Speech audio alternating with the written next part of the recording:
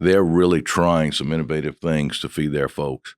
At the end of the day, they're trying to feed their people. Mm-hmm. And if we can help them along those lines and provide that food source for them as well, then that's a humanitarian effort on our part as well as a good trade practice at the end of the day.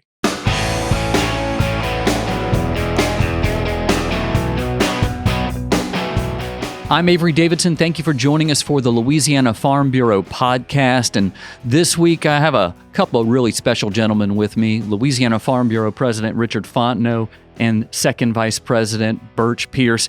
We just got back from a trip to Cuba, literally back on U.S. soil yesterday, and we're recording this on Friday, December 13th. But I feel real lucky after spending a few days in Cuba. I mean, Burch, but for both of y'all, this was y'all's first trip to the island nation. Richard, what were your thoughts initially? Definitely, it was the first trip. It's something I've always wanted to see and understand. We've been talking about Cuba and trade and agriculture since I can remember, and just never had an opportunity to visit and see all the dynamics associated with it. And we had the opportunity to attend with the delegation of Louisiana Ag folks, both in the legislature, Department of Ag, and LSU AgCenter, and we got to really see boots on the ground, some of the dynamics, and got a better understanding of some of the challenge they have. Yeah, Burch, that was, I know coming in, you were looking out the window and everything. What was that like? Yeah, very interesting. Obviously, we've all heard a lot about Cuba over the years, and I said it was really neat to get to go there and see it with your own eyes. I know one thing I'd heard, it's kind of like time had stopped. It was like a time machine back in history, and I'd say that was true for the most part. But they've got a lot of modern stuff down there in spots. So yeah, it all depends on where you go and which officials are around. Just to kind of give the listeners a little background, this was a trip that was organized by the Louisiana Department of Agriculture and Forestry. Commissioner Mike Strain was on the trip. Dr. Matt Lee, Vice President for Agriculture from LSU, was on this trip, as were a number of legislators, including Troy Romero, Chair of the House Ag Committee, Stuart Cathy, Chair of the Senate Ag Committee, Rhonda Butler, who's your representative in the legislature, along with a few others. And then there were folks from Vicerian Grain. It really was a diverse group, including Luis, who runs the cigar shop just down the road from here. I thought it was a really good mix of people overall. But I know one of the main purposes was for the signing of a memorandum of understanding between the Department of Ag and Forestry, LSU AgCenter, and the Cuban Ministry of Agriculture. Tell me a little bit about that MOU, Richard, because it really involves something you're involved in, the rice industry. Yeah, they've struggled with availability of resources in Cuba for quite a few years, and that's one of the dynamics with the MOU was for us to share some of our expertise as it relates to BMPs and resource management and production practices and skills that we can maybe help them feed their country, because they're having to import a lot of food. They buy some rice from Louisiana, and we definitely want to. From a humanitarian standpoint, we want to help them in those capacities, but at the same time, we want to satisfy their needs and ship more rice to them, because that's a staple of their diet. The per capita, they're some of the highest consumers in the world. But at the end of the day, they can't be sufficient and grow their own crops. So we're there to help them with the resources they have, and the memorandum allows us to have cooperative endeavors as it relates to teaching them some technical skills, as well as them coming here and seeing what we do in terms of water resource, fertility resources, and things of that nature, to try to give them the opportunity to feed themselves to where they can, and then maybe we can supplement the differences with some of the production that we have here in Louisiana. I know whenever they were going over things, you had some concerns, especially from your time on the Rice Research Board, about what exactly is going to be shared. You read over the MOU. Obviously, you were concerned about genetics that were researched here. From what I understand, that is not part of that MOU, sharing any of that. Yeah. The intellectual property of some of the stuff we've based and developed here in Louisiana is proprietary to Louisiana. What we're trying to do is give them the skills that in production side of resource management as it relates to chiming and water and fertility and things of that nature. Their biggest hurdle right now is their production is probably 30% per acre of what we do at best. But I think we can maybe help them in that arena in some of those systems. But at the end of the day, what we developed here is not necessarily what we're going to bring there. We just want to help them use the tools that they have available to be more efficient in what they do to feed their country. Yeah, you talked about how much their agriculture is struggling. I mean, since 2017, their rice production is down by 58%. They told us while we were there that they have about 200,000 hectares, which is equal to what, about 440,000 acres? Correct. Something like that. And they could grow upwards of 300,000 metric tons of rice and did back in 2018, but now they're just growing 140,000 metric tons of rice. I mean, Burch, when you hear stats like that, I mean, what does that tell you about their ag production and what they're facing? So we got those numbers. We all kind of ran through the math real quickly on our phones and in our head, and I think we came up with somewhere around. And I'm from North Louisiana, so we deal in bushels, but I think we were somewhere around 42 to 45 bushels on their average production. And talking with some of those folks, it sounded like fertilizer was a big issue, maybe a limiting factor, but the economy is obviously struggling there, and the pandemic was a big deal, but they're also facing huge inflation. Kind of similar to what's going on here. So back to what Richard said, the rice is the main staple of the diet, and it's not cheap. When we went to the market and saw those prices, and again did that conversion, it's taken a big part of their income to try to eat.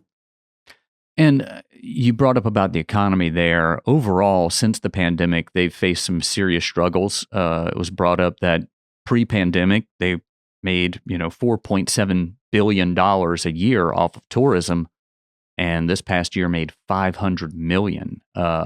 When you have that kind of economic struggle, economic stress, I mean, you guys walked the same streets I did while we were there. What'd you see? What could you see the effects of that? So yes, and again in areas, it was kind of I'd say almost two different worlds, so to speak. But again, getting to kind of talk to some of those folks. Tourism is down. We saw some folks in the hotel there from many different countries. Saw some from I think Asia. We met a couple of folks from Russia. Met one young guy from Denmark. But it seems like it's picking back up. But again, they are struggling. Kind of like here. I mean, inflation's a big deal. But one thing, I don't want to jump off here, but one thing that was very eye-opening to me is that the embargo with Cuba is, one misconception I think we have is that it's a total, cut the cord, nothing's going in. And I think one of the big takeaways from the trip for me was that, there is trade going on. And, there are a lot of containers, a lot of ships going out of Miami going into Cuba. And one thing I did hear, and I don't know, I guess it's accurate, but maybe half of the exports into Cuba are actually from the U.S. And it was again, kind of goes against what we've heard. Mm-hmm. And a lot of that is chicken, and some of that chicken's coming from Louisiana rice. Some of that rice is already coming from Louisiana. It all has to be done on a cash basis. And that's really, I think, where the misconception comes in. The main thing about the embargo is not being able to do business with U.S. banks, and banks that do business with Cuba can't necessarily do business with the U.S. as well. So that kind of makes it a little more difficult. And Richard, whenever you were at the market, you said that you had some folks, some Cubans, come up to you and talk to you about the embargo. What were those conversations like? They just shared with some of the things that, like Burch alluded to, as the embargo, historically prevented a lot of stuff, and those challenges. And we've had different administrations in D.C. address some of those challenges, but you still have a lot of folks that have left Cuba, domiciled in the Miami area, Florida, and you got some in political arenas and worked their way up. I think our new Secretary of State is going to be not the strongest ally to Cuba relations because of the history there. And that's some of the things we saw, some of the challenges in that. But just to backtrack a minute, and when you look at impact and you look at their production, they can only produce, in terms of rice, their annual consumption is over 600,000 metric tons a year, is what we're being told. And they can only produce 200,000. So they're getting rice from somewhere else. And if we can help them be more efficient with what they have, and then we can offset. So that's 2/3 of your dietary primary food source is coming from other third world countries, whether it be Vietnam, China, and the like. Brazil was mentioned. We need to be a player in that because we do have the products, and we did go to the markets, and we looked at some of the local, I guess, farm to table comparison to here in Louisiana, and saw the open products. I mean, we looked at rice, and it's an inferior product of what we have for them in terms of what we can supply. And that's I think the biggest takeaway at the end of the day. We can provide them with better goods that they have at competitive prices at the end of the day. And I think that's going to help the Louisiana producers if we can involve and get engaged in those kind of trades with some of the limitations, and the embargo is one of those. But the interesting factor is today in Cuba, and that I've learned is 1/3 of the workforce is private sector enterprise. And 2/3 is governmentally ran and operated, and those operate accordingly. But what we saw was a lot of the private folks, very ambitious, very hardworking folks, trying to do business, trying to engage, and trying to fill that niche and that void for their locals there, that they have food on their table. Because at the end of the day, they're hungry, and they need rice, and they need food, and we can help them in those arenas. Those who are still there are hungry because, I mean, we were talking a lot about the out-migration from Cuba. I mean, going from 11 million people down to 9.2 million on the whole island. And Burch brought up about it almost seeming like two worlds. We had a very fortunate event where we were able to visit with the Minister of Foreign Affairs. That's the equivalent to the Secretary of State for the United States. Cuba's Minister of Foreign Affairs is like their Secretary of State. And it was a very different world going to his residence. Yeah, definitely. You can see the two levels there, and some of it was the fact that we were there as a delegation from the U.S. and Louisiana in particular, and showing the potential, but at the same time sharing some of the challenges. We had a couple of folks there. We met with him. We met with some other folks that were in the delegation in D.C. and the embassy working back in the late 90s. On some of the issues with different commodity groups. One guy I had met 15 years ago, but I remember meeting him at the embassy, and we had a visit. We've made a lot of progress, but we still got a lot more room to go as it relates to normalizing some of this trade. With you're not going to get away from the politics, but we have some opportunities there, and I think Louisiana can be a player in those opportunities and get some product and get some trade with them on those levels. And another person we met with was the U.S. Charge d'Affaires, which is the equivalent to an ambassador to Cuba, Mike Hammer. And Burch, I remember his talk whenever he came meet us at the Grand Muthu Hotel. It was very frank and almost there was almost a heated discussion at one point with one of the folks who helped organize the trip.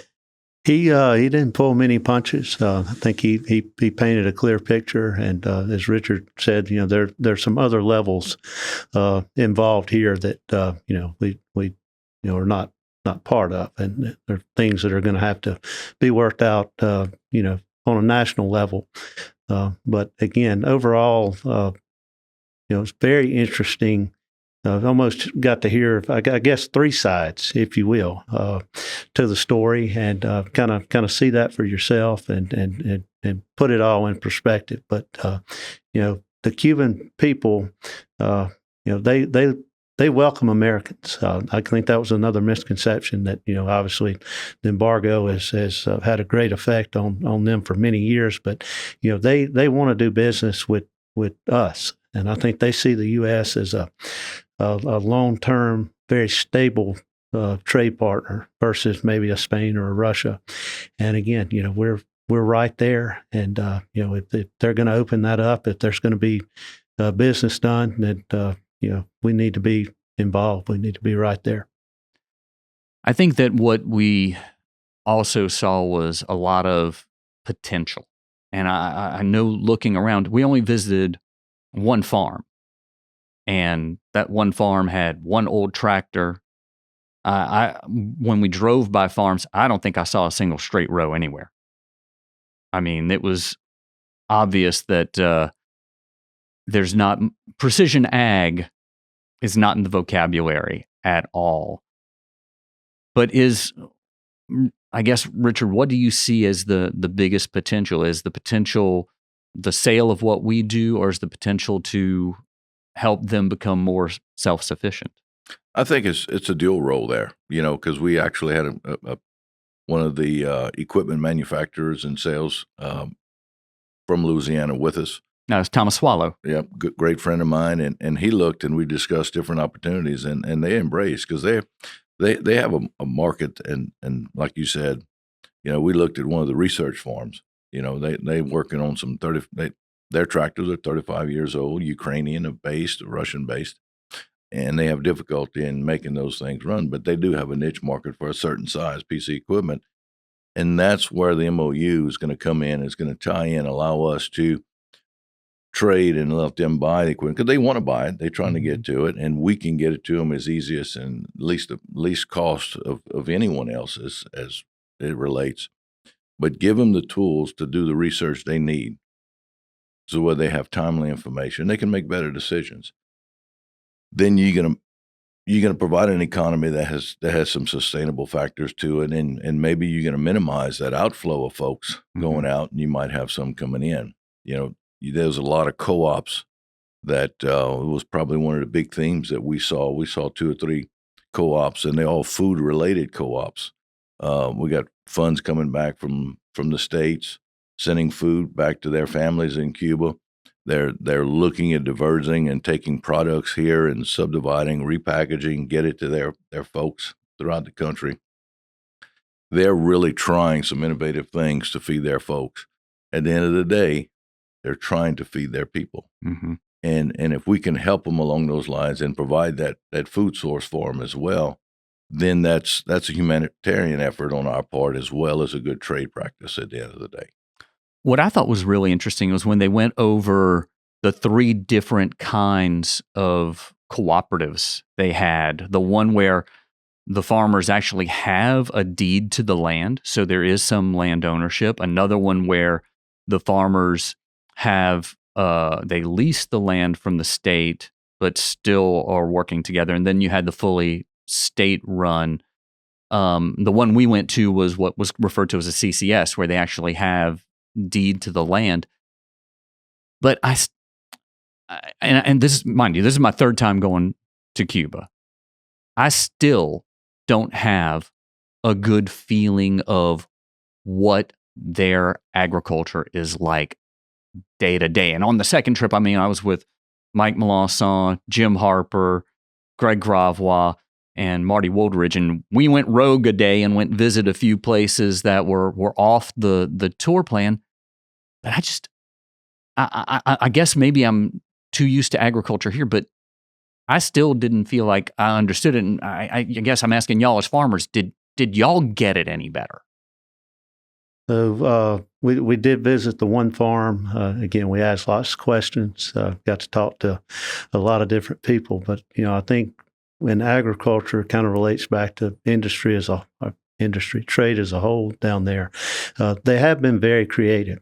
The communist society is struggling, and there's been a shift, as you mentioned, with the co-ops, and then Richard mentioned also with the they call them like small and medium-sized enterprises. I think they can have up to 100 employees, but there's a shift to maybe a capitalist society. I guess that would be the right way to describe it. But they are letting individuals take ownership and kind of maybe modernize a little bit. But at the end, I think the government it's going to be a government-private partnership type deal. So, I think as that relates to agriculture, we did see a few more farms, I think, as we traveled, and there's some very different operations, I think, than what maybe we got to look at down there.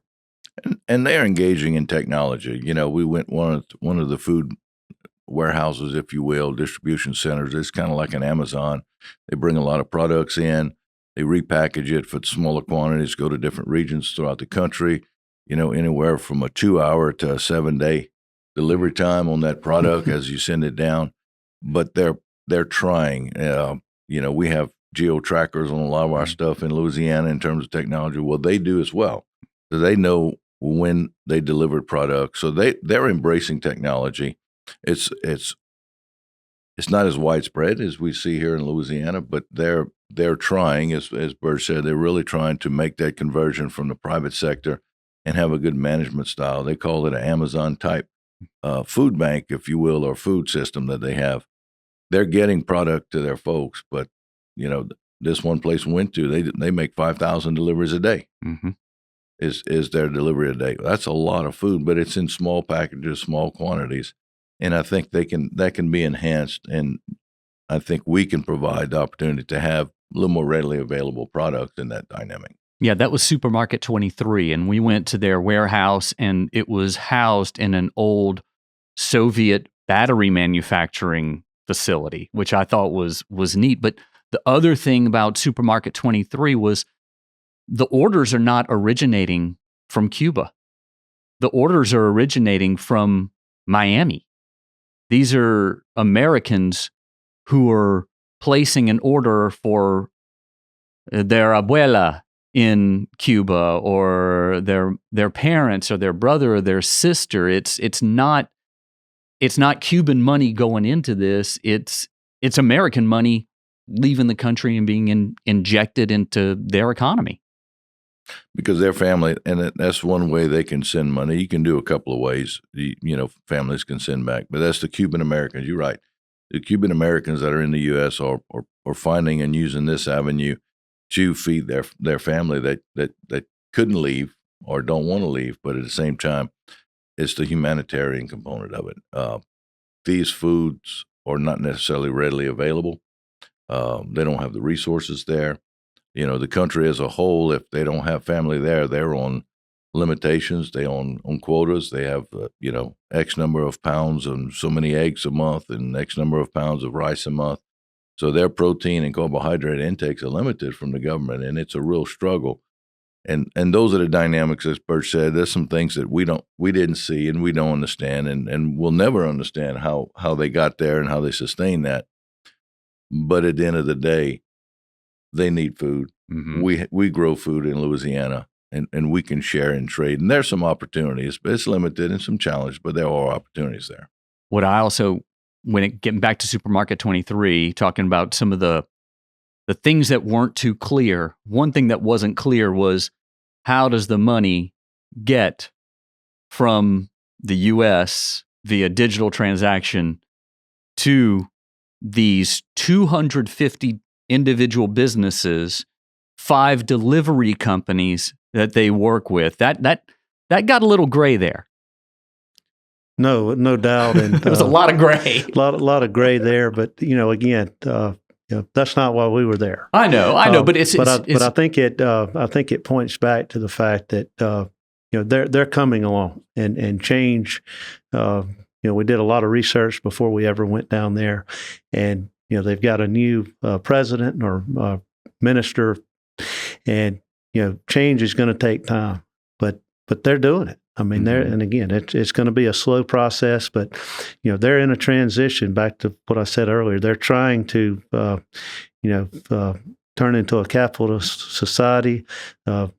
Private small business owners, much like we encourage here, and I think it's just going to take a little time. But again, I think the main takeaway Richard just said, they need food. We grow food, and we're right there. We're on the front line. I mean, it's. Yeah, I can't throw a football to Cuba, but I can get it pretty close. So we need to be at the table. Yeah, I think the message used the first trip was, because they were buying rice from Vietnam, and a lot of that rice from Vietnam takes 72 days to get there. And you can get it out of the port of Lake Charles or the port of South Louisiana to them in 72 hours. That's a big difference. We had in the coalition, and hats off to the commissioner and the dynamics of the different folks that were on this particular trip, because you had maritime folks there, you had port CEO of the Port of New Orleans was there, and we talked about the equipment manufacturers that were there. We have the ability to get products to them. We can do it. Doesn't have to be shipped. We can put it on a barge, and pull a barge there. Very timely, very efficient. So the opportunities are there, and this group that attended there, we visited and discussed different opportunities. We had a B2B meeting with them, it was business to business as it relates, to discuss some of the challenges and limitations and ways we can enhance it. At the end of the day, they got to pay for it. I mean, it's nothing's for free, but they do have some economies. They do have some opportunities to trade and get resources.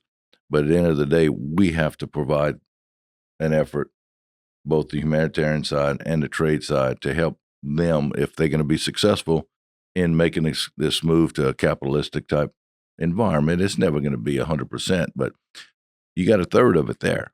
That don't mean it can increase to 40, 50% one day. And these folks are trying to do that. Very proud people, very hardworking and honest, and for the most part, as it relates to what their needs are. And this coalition that went allowed us to have the opportunity to talk about the challenges, whether it be logistics, availability, cash flow, things of that nature. So it was very dynamic, and hats off again to the commissioner for putting this together. One thing I'll touch on there, again, Dr. Strain did a great job of putting the group together. We had a lot of folks from the House as well as the Senate ag committees there. And, it gave them boots on the ground, I think, exposure to, exactly what our plight was, as Farm Bureau and as rice producers and just farmers in general for Louisiana. So, again, to be able to go and learn something and then be able to expand and strengthen those relationships with our local representatives, I think was a huge takeaway for both of us. Well, before we wrap up, I need to know the honest answer here. Which did you like most? Was it the Cuban food, the Cuban cigars, or the Cuban rum? I kind of I like them in a combination. They work well together, but it was good, and the food was. I was pleasantly surprised, and we did get catered to with some of the best dietary options that were there. You definitely can say that, but we had protein at every meal. We did, and they don't. And but going from one place to the other, they provided us with opportunities, and they appreciated us being there. They made sure we were taken care of all the way through. But if you look at the three components, I think they really go good together. I know touring the Cohiba factory was an interesting part as well, where they actually hand roll the tobacco. That was neat to see, especially in that environment. Yeah, very, very impressive, and I think that kind of goes back to the government working with the private sector there, and kind of gives you a glimpse of what maybe they can do, as things evolve over time. And they touched on that a lot in terms of the government, private sector working together. And they discussed some of the challenges, but they would discuss more of the success stories. And they shared that with us often on the public-private, if you will, component to what they do. And when we say public, that's more the communist component of their government leadership there. But they're branching out, and they're realizing to be successful, you have to have all the players in that particular country playing the game for them to be successful. And, just like one of those fine hand-rolled cigars, it's the blend of the leaves. And I thought that we had a good blend of people on the trip. Y'all have brought up, some of the aspects of it, but there was really good leadership on this trip overall. I was really proud because, here in Louisiana, we as a Farm Bureau and Department of Ag and the LSU AgCenter, we like to call ourselves the three legs of the stool. Well, the legislature is the seat that holds us all together. So collectively, when all four of us sit at a table and get things done, there's nothing that can stop us. We're going to be successful. And we saw that on this trip where you had the opportunity to visit with all players. Everyone's in there, Dr. Lee, Dr. Strain. We had both the chair of the House and the Senate Ag and the Rural Caucus, the chair of the Rural Caucus. And when you put us all together, we got the message across. And I think that's what we have to be. That's what we have to do to be successful in agriculture. Burch, what'd you think of the group?